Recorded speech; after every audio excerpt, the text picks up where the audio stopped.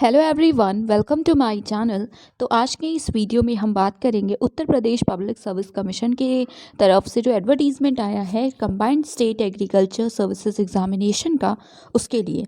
तो आपको पता है मेजर वैकेंसी है और बहुत ही अच्छी पोस्ट है। अगर आप एग्रीकल्चर या जो भी एलिट कोर्सेज जो भी हम देखेंगे एलिजिबिलिटी क्राइटेरिया में, उनमें से किसी से भी आपने अपनी एजुकेशन कंप्लीट की हुई है तो वो देखिए होता क्या था पहले कि जो उत्तर प्रदेश का दैट इज़ पीसीएस की तरफ पीसीएस का जो एग्ज़ामिनेशन होता था यूपी पीएससी आयोग की तरफ से कराया जाता था, उसके तहत ही ये पोस्ट आती थी। पहले ऐसा होता था बट इस बार क्योंकि ज़्यादा पोस्ट हैं इसलिए इसकी प्रॉपर एक अलग सर्विस एग्ज़ामिनेशन कंडक्ट हो रहे हैं।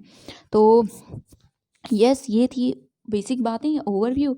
तो अब अगर हम डेट की बात करें तो स्टार्ट हुआ था एप्लीकेशन या नोटिफिकेशन आया था बेसिकली 29 दिसंबर 2020 को, 29 दिसंबर। अब लास्ट डेट देखिए एप्लीकेशन फॉर्म सबमिशन की तो है 29 जनवरी 2021, दैट इज़ 29 जनवरी, बट फ़ी जमा करने की है वो है 25 जनवरी। तो बेसिकली जब आप अप्लाई करेंगे, अभी हम स्टेजेस देखेंगे तो उसमें फ़ी पहले पे करना है, बाद में ये जो कंप्लीट सबमिशन है वो होगा। तो इसलिए फ़ी सबमिट करने की जो लास्ट डेट है वो है 25 जनवरी। उससे पहले आपने किया है तो ठीक है, उसके बाद अगर आप करना चाहेंगे और आपको ये लगे कि 29 तक डेट है तो आप 28 को कर सकते हैं। तो जी नहीं, बिल्कुल भी नहीं, 25 लास्ट डेट है फ़िलहाल फ़ी सबमिट करने की, ठीक है। तो ये हो गया।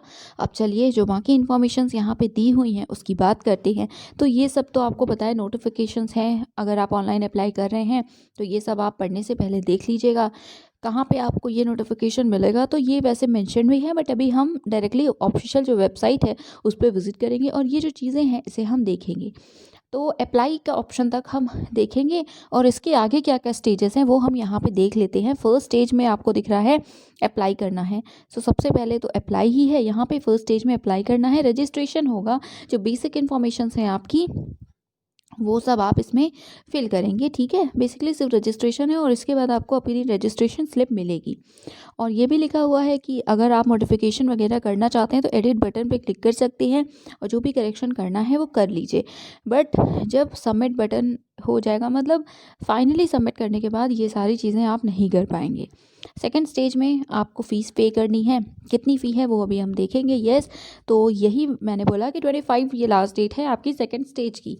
अगर आप 25 तक इसे को नहीं करते हैं तो उसके बाद आपके लिए थर्ड स्टेज भी पॉसिबल नहीं होगा। और फ़ी आपको पता है नेट बैंकिंग, कार्ड्स, जिस भी पेमेंट मोड से आप करना चाहें कर सकते हैं। जो उसकी रिसीट होगी वो प्लीज़ आप ज़रूर से अपने पास रखिएगा, डाउनलोड कर लीजिएगा। देन थर्ड स्टेज आपको पता है फाइनल सबमिशन के लिए आपको ये स्टेज मिलता है जिसमें आप फाइनली फ़ोटो वगैरह ऐड करते हैं, सिग्नेचर, उसके बाद जो भी वहाँ पे मेंशन है उसे फिल करने के बाद फाइनल सबमिट हो जाता है। तो ये स्टेजेस हैं। और अब यहाँ पे एप्लीकेशन फ़ी की बात करते हैं तो देखिए फ़ीस कितनी है, it is 125 rupees. Unreserved, economically weaker sections या ओबीसीज आप सभी के लिए फ़ीस है टोटल 125, जिसमें 100 है एग्ज़ाम की और 25 रुपीज़ है प्रोसेसिंग वगैरह, ऑनलाइन प्रोसेसिंग की फ़ीस। देन SC ST और एक्स सर्विस मैन के लिए है 65 रुपीज़, हैंडीकैप्ड के लिए है 25 रुपीज़, ठीक है। और डिपेंडेंट ऑफ फ्रीडम फाइटर्स या वुमेन के लिए जो आपकी कैटेगरी है उसी के हिसाब से उतनी ही आपकी फ़ीस होगी। ये हुई बेसिक बातें। अब हम देखते हैं वैकेंसीज। तो देखिए टोटल नंबर ऑफ़ वैकेंसीज़ हैं 564।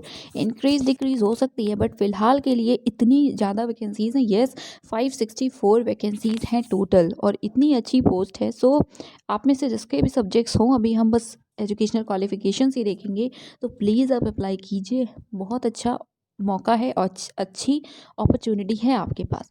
रिजर्वेशन वगैरह आप यहाँ पे देख सकते हैं। चलिए अब हम डायरेक्टली एजुकेशनल क्वालिफिकेशंस की बात करते हैं क्योंकि वही इंपॉर्टेंट है फ़िलहाल। तो ग्रुप ए की पोस्ट है, रिटन एग्जामिनेशन और इंटरव्यू होगा।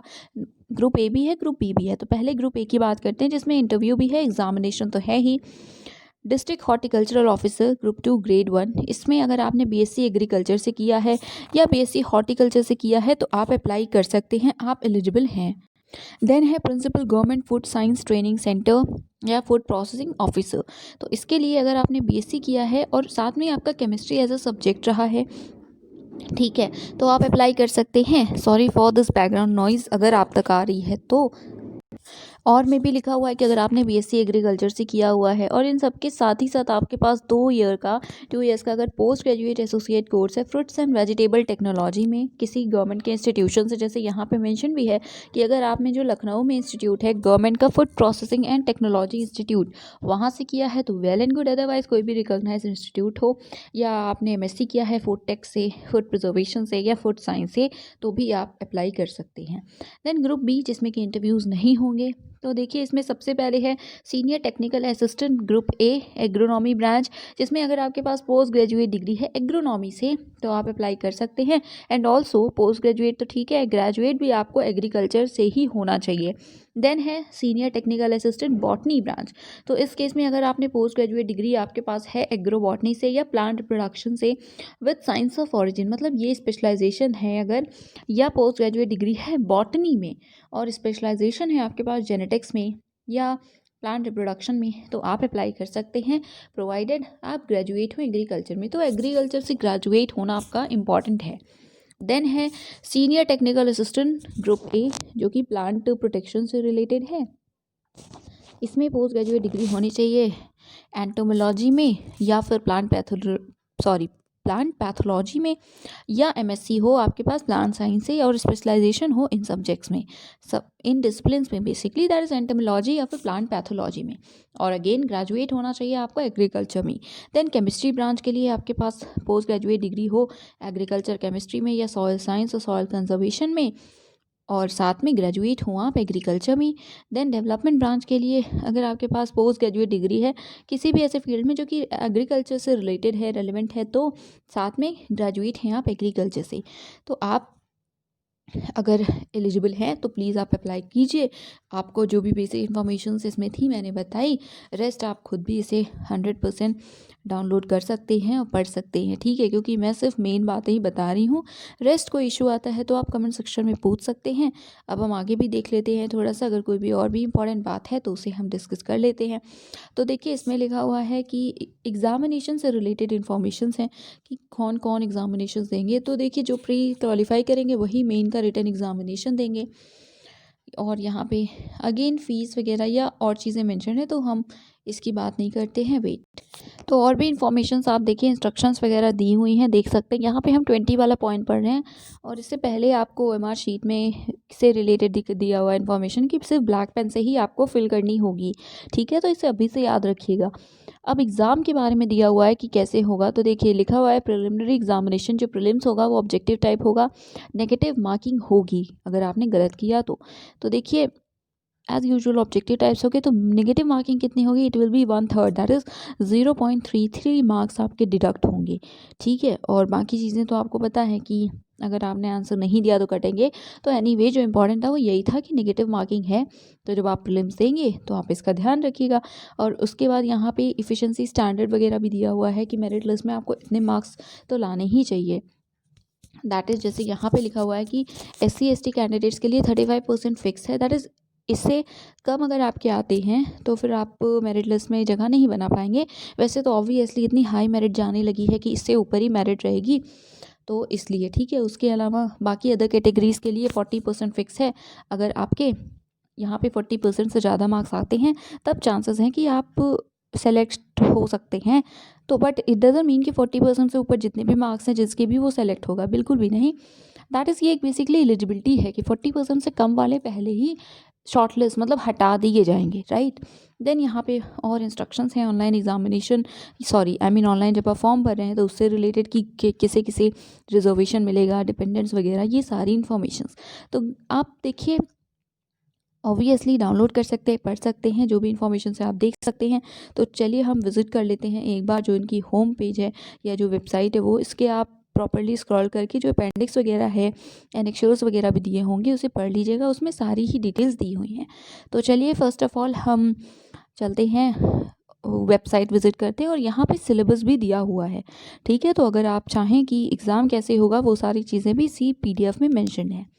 तो जल्दी से हम वेबसाइट विज़िट कर लेते हैं, ऑलरेडी मैंने कई बार बोल दिया है, सो वेट। तो देखिए ये है UP PSC .up.nic.in ये है इनके ऑफिशियल वेबसाइट का लिंक या फिर जो वेबसाइट है आईडी है वो। तो आप इसे टाइप करेंगे तो आपके सामने ये होम पेज खुलेगा। इसमें आप नोटिफिकेशंस वाले सेक्शन में आएंगे तो यहाँ पे आप देख सकते हैं एडवर्टीजमेंट्स एंड नोटिफिकेशंस ऑल, तो सारे ही यहाँ पे हैं। तो इस पर आप क्लिक करेंगे तो आपके सामने ये पेज ओपन होगा जिसमें सारे ही एडवर्टीजमेंट्स आपको दिखते हैं जिसकी अभी डेट्स है ओपन।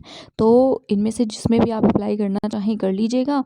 सीधी भर्ती वाला था, 8 जनवरी लास्ट डेट है फ़ीस डिपॉज़िट की, तो मुझे मेरे ख्याल से फ़ी डिपॉज़िट की जो लास्ट डेट है वही ध्यान में रखिए आप। देन यहाँ पे जो हमने डिस्कस किया है अच्छे से टीचर से रिलेटेड, लेक्चरर से रिलेटेड, उसकी डेट है सीधी भर्ती अगेन, तो 18 जनवरी लास्ट डेट है। नहीं फिल किया तो कर लीजिए, वीडियो चैनल पे अवेलेबल है। कृषि सेवा परीक्षा जिसकी अभी मैंने बात की, तो ये है वो एग्ज़ामिनेशन, लास्ट डेट है 25 जनवरी। यहाँ पे जो अप्लाई का सेक्शन है आप इस पे जाएंगे, टैप करेंगे इस टैब पे, तो फिर आप अप्लाई कर सकते हैं। यहाँ से आप उस PDF को डाउनलोड कर सकते हैं और यहाँ से बाकी इंस्ट्रक्शंस को देख सकते हैं।